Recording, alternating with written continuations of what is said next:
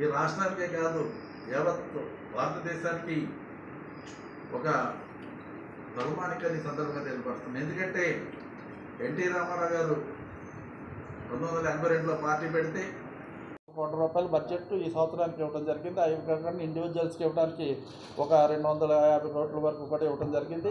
ఇంకా ఈ సంవత్సరం మా యొక్క అంచనాలు బట్టి మా యొక్క దీన్ని బట్టి అంటే ముఖ్యమంత్రి గారి యొక్క స్పీడ్ని బట్టి అన్నీ కూడా మేము చూసినప్పుడు ఇంకా కనీసం ఈ సంవత్సరం ఇంకా ఒక 2,000 కోట్లు 3,000 కోట్లు వస్తాయని మేము ఆశిస్తున్నాం. మా కార్పొరేషన్ 100% క్వాలిటీగా పనిచేస్తుంది, 100% సమర్థవంతంగా పనిచేస్తుంది.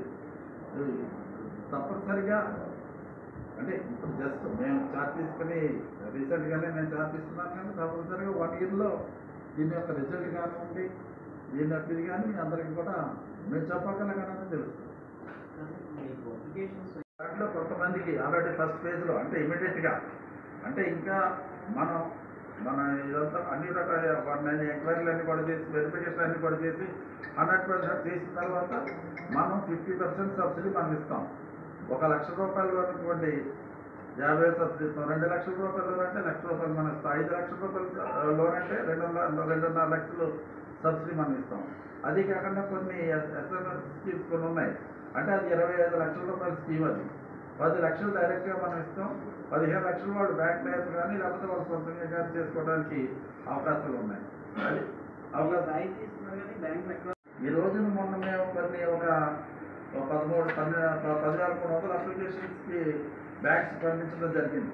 ఇమీడియట్గా 1 వీక్లో మోర్ దాన్ 90% బ్యాంకర్స్ అంతా కూడా వర్కర్స్ ఫుల్ఫిల్ చేసి వాళ్ళు మాకు అఫీషియల్గా మా ఆఫీస్కి పంపించడం జరిగింది. అంటే ఈ రోజున బ్యాంకర్స్ కూడా సిద్ధంగా ఉన్నారు. వాళ్ళే కాన్ఫిడెన్స్ ఏంటంటే తప్పనిసరిగా సబ్సిడీ వస్తుంది, సబ్సిడీ వచ్చినప్పుడు తప్పనిసరిగా మిగిలినటువంటి బ్యాలెన్స్ పేమెంట్ తప్పనిసరిగా ఎవరైతే లోన్ ఉంటాడో వాడు తీసుకోవడానికి అవకాశం ఉంటుందనేటువంటి ఒక కాన్ఫిడెన్స్ బ్యాంకర్స్లో ఉండటం వల్ల చంద్రబాబు నాయుడు గారు లాంటి వాళ్ళు ముఖ్యమంత్రిగా ఉన్నారు కనుక ఆయన సమర్థవంతంగా ముందుకు తీసుకెళ్తారు. ఒక పవన్ కళ్యాణ్ గారు ఉన్నారు కనుక తప్పనిసరిగా ముందుకు వెళ్తారన్నటువంటి ఒక నమ్మకం కూడా ఈ రోజు బ్యాంకర్స్లో ఉంది.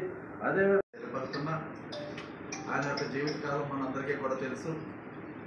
మరి ఆయన సామాన్య కుటుంబంలోంచి వచ్చి మరి ఎంతో కష్టపడి చదువుకున్న తర్వాత మెడ్రాస్లో ఉద్యోగం చేస్తూ మరలా ఉద్యోగానికి రిజైన్ చేసి సినీ రంగంలో ప్రవేశించడం, ఆ సినీ రంగంలో మరి తరకట్టు ఒక ప్రత్యేక స్థానాన్ని ఈనాటికి కూడా మనకు తెలుగు చలనచిత్ర రంగంలోనే కాకుండా ఏ భాషలోనూ కూడా రామారావు గారికి సరైనటువంటి కథానాయకుడు లేడని ఈ రోజున ఉన్నటువంటి టాప్ మోస్ట్ మన హీరోలందరూ కూడా చెప్తున్నటువంటి విషయాన్ని ఈ సందర్భంగా కూడా తెలియపడుతున్నా. ఈ వేషం ఆ వేషం కాకుండా చాలా ఎక్కువ సాన్నిహిత సంబంధం అనుబంధం ఉంది. ఒక తండ్రి కొడుకులాగా ఉండేటువంటి పరిస్థితి ఆ రోజుల్లో మరి నన్ను సైతం ఒక తన కొడుకులాగానే ఎన్టీ రామారావు గారు ఎప్పుడు కూడా చూసుకున్నాను అన్నటువంటి విషయాన్ని ఈ సందర్భంగా నేను మీ అందరికీ కూడా తెలియపడుతున్నా. ఎన్టీ రామారావు గారి దగ్గర నేను శాసనసభ్యుడిగా మంత్రిగా అనేకమైనటువంటి పదవులు నిర్వహించడం జరిగింది. ఆయన అంత మార్క్స్ ఉన్నప్పటికీ కూడా మన పోర్ట్ఫోలియోలో మనకి పూర్తి స్వేచ్ఛించినటువంటి గొప్ప మహనీయుడు. పక్కా హౌస్ గృహ నిర్మాణం కావండి, దోవతి పథకం కావండి, మరి అదేవిధంగా ఆడపిల్లలకి ఆస్తి ఇవ్వడం కానివ్వండి, ఆస్తి పనులు రద్దు చేయడం కానివ్వండి, ఎన్నో కార్యక్రమాలు పేదవాడి గురించి, సామాన్య బడుగు బలహీనటువంటి ప్రజానికం గురించి ఎన్టీ రామారావు గారు చేశారు. అదేవిధంగా మన రాష్ట్రంలో కానీ దేశంలో కానీ అత్యధిక జనాభా ఉన్నటువంటి బీసీ సోదరులకి మొదటిసారిగా రాజకీయ రిజర్వేషన్ కల్పించినటువంటి గొప్ప మహనీయుడు స్వర్గీయ ఎన్టీ రామారావు గారు అనే సందర్భంగా నిలబడుతున్నారు. ఎన్టీ రామారావు గారు ఈ వెల్ఫేర్ ప్రోగ్రామ్ కిలో ₹2 బియ్యం. రామారావు గారు ఆంధ్ర రాష్ట్రానికి మాజీ ముఖ్యమంత్రులు, ఉమ్మడి ఆంధ్ర రాష్ట్రానికి సినిమా రంగంలో ముట్టులేని మహారాజుగా తీసుకున్నాం. పెరుగుతుంటే ఆయన యొక్క 102వ పుట్టినరోజు ఈ రోజున మన ఆంధ్ర రాష్ట్రంలోనే కాకుండా ఒక తెలంగాణ రాష్ట్రంలోనే కాకుండా యావత్ భారతదేశంలో యావత్ ప్రపంచం అన్ని మూలలా కూడా రోజున స్వర్గీయ ఎన్టీ రామారావు గారి యొక్క పుట్టినరోజు వేడుకలు చాలా ఘనంగా నిర్వహించబడుతున్నాయి. ఈ రోజు ప్రత్యేకంగా ఆంధ్ర రాష్ట్ర ప్రభుత్వం కూడా స్వర్గీయ ఎన్టీ రామారావు గారి యొక్క పుట్టినరోజుని ప్రభుత్వ కార్యక్రమంగా మరి ఏర్పాటు చేయటం, ఆ విధంగా ఈ రోజున అన్ని ప్రభుత్వ కార్యాలయాలను కూడా స్వర్గీయ ఎన్టీ రామారావు గారి యొక్క పుట్టినరోజు వేడుకలను ప్రభుత్వ పరంగా కూడా నిర్వహిస్తున్నామని ఈ సందర్భంగా నేను తెలియపరుస్తున్నా. ప్రతి పేదవాడు కూడా చేస్తున్నటువంటి పండుగ ఏదైనా ఒకటి ఉందంటే మన సంక్రాంతి సంబరాలు ఏ విధంగా చేసుకుంటామో, లేకపోతే క్రిస్మస్ సంబరాలు ఏ విధంగా చేసుకుంటారో, లేకపోతే రంజాన్ సంబరాలు గారితో కలిసి పనిచేయటం మాకు అంత ఆనందాన్ని, అంత తృప్తిని కలగజేసిందని ఈ సందర్భంగా నేను తెలియపరుస్తున్నా. మరొకసారి నా తరఫున, మా నియోజకవర్గ ప్రజల తరఫున, మన ఆంధ్ర రాష్ట్ర ప్రజల తరఫున, అందరి తరఫున కూడా స్వర్గీయ ఎన్టీ రామారావు గారికి ఘనమైనటువంటి నివాళులు అర్పిస్తూ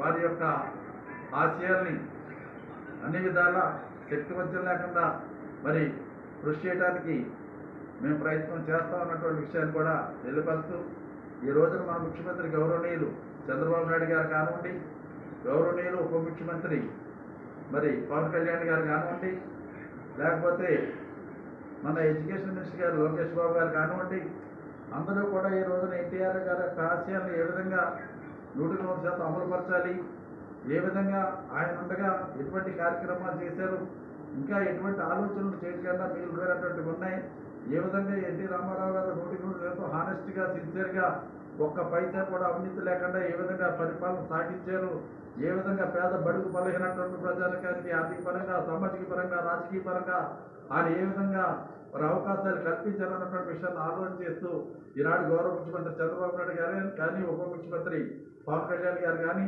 లేకపోతే లోకేష్ బాబు గారు కానీ అందరూ కూడా అదే ఆలోచనతో ఈ రోజున ఉమ్మడి ఏదైతే మన ఈ రోజున ఉమ్మడి ప్రభుత్వం ఉందో అందరూ సమిష్టిగా మరి ఎన్టీ రామారావు గారి యొక్క ఆలోచన విధానాన్ని, ఎన్టీఆర్ రామారావు గారి ఆశయాల్ని అమలుపరిచే విధంగా ముందుకు సాగుతుంది మన కూటమి ప్రభుత్వాన్ని ఈ సందర్భంగా తెలియపడుతుంది.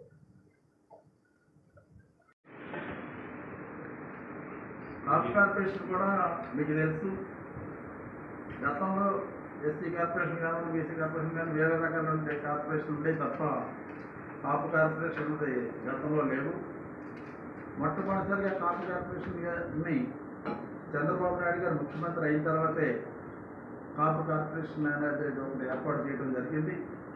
ఎందుకంటే చంద్రబాబు నాయుడు గారు కూడా అన్ని రకాలుగా కూడా ఆలోచన చేసి కాపు సోదరులు కూడా చాలా ఆర్థిక పరంగా వెనుకబడి ఉన్నారు, ఎడ్యుకేషన్లో కూడా చాలా వెనుకబడి ఉన్నారు కనుక వీరికి కూడా ప్రభుత్వం వరకు ఒక ప్రత్యేకమైన సపోర్ట్ బీసీ వర్గాల వారి సోదరులు కానీ, ఎస్సీ సోదరులు కానీ, ఎస్టీ సోదరులు కానీ ఏ విధంగా సహకారం ఇస్తున్నామో ఆ విధంగా ఎంతో కొంత సపోర్టు తప్పనిసరిగా కాపు సోదరులు కూడా అందించాలన్నటువంటి ఒక పవిత్రమైన ఆశయంతో గౌరవ ఈనాటి ముఖ్యమంత్రి, ఆనాటి ముఖ్యమంత్రి గౌరవనీయులు చంద్రబాబు నాయుడు గారే మొట్టమొదటిసారిగా కాపు కార్పొరేషన్ ఏర్పాటు చేయడం జరిగిందని ఈ సందర్భంగా సగౌరవంగా నేను తెలియపరుస్తున్నా. ఆయనే మరి ప్రత్యేకంగా కాపు కార్పొరేషన్ ద్వారా మరి ఎన్టీఆర్ భరోసా కానివ్వండి, కమ్యూనిటీ హాల్స్ కానివ్వండి, చంద్రాల విదేశీ విద్య కానివ్వండి, అదేవిధంగా దీపం పథకం కానివ్వండి, అదేవిధంగా పోస్ట్ మెట్రిక్ స్కాలర్షిప్స్ కానివ్వండి, అదేవిధంగా చంద్రన్న స్వయం ఉపాధి పథకం కానివ్వండి, గ్రూప్ ఎంఎస్ఎంఈ కానివ్వండి, స్కిల్ డెవలప్మెంట్ కానివ్వండి,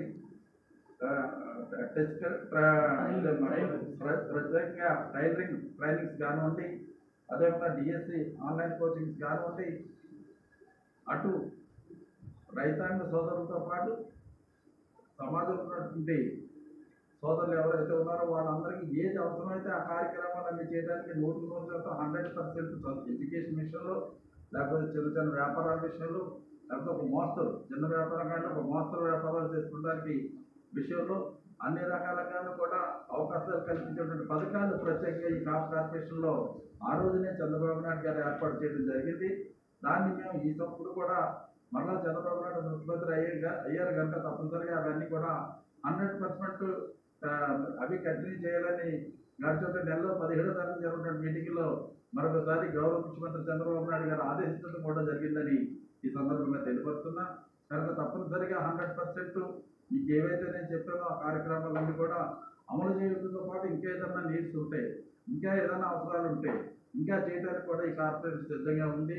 గౌరవ ముఖ్యమంత్రి గారు మాకు పూర్తి సపోర్ట్ సహకారం అందిస్తున్నారు. అదేవిధంగా ఉప ముఖ్యమంత్రి గారి యొక్క సపోర్ట్ కూడా మాకు ఆటోమేటిక్గా ఉంది. విదేశీ విద్య గారు వీటి విషయానికి వచ్చి ఈ రోజున మనకి ఎడ్యుకేషన్ మినిస్టర్గా లోకేష్ బాబు గారు ఉన్నారు. మనకు తెలిసి ఈ రోజున ఎడ్యుకేషన్లో ఏ విధంగా గొప్ప సంస్కరణ తీసుకొచ్చి 100% క్వాలిటీ విద్య అందించడానికి ఆ విధంగా ప్రయత్నం చేసినటువంటి దాంట్లో ఇందులో మాకు ఆఫ్ఘనిస్తాన్ విదేశీ విద్య విషయంలో కానివ్వండి, మిగిలినటువంటి ఈ ట్రైనింగ్ విషయంలో కానివ్వండి, కోచింగ్ విషయంలో కానివ్వండి, తప్పనిసరిగా వీళ్ళు ముగ్గురు కూడా మాకు సంపాదన సహాయ సహకారాలు అందిస్తారంటలో ఎటువంటి అనుమానం లేదు. వాళ్ళ ముగ్గురు కూడా మాకు పూర్తిగా సహకారం అందిస్తున్నారని ఈ సందర్భంగా తెలిపారు. లాస్ట్ గవర్నమెంట్లో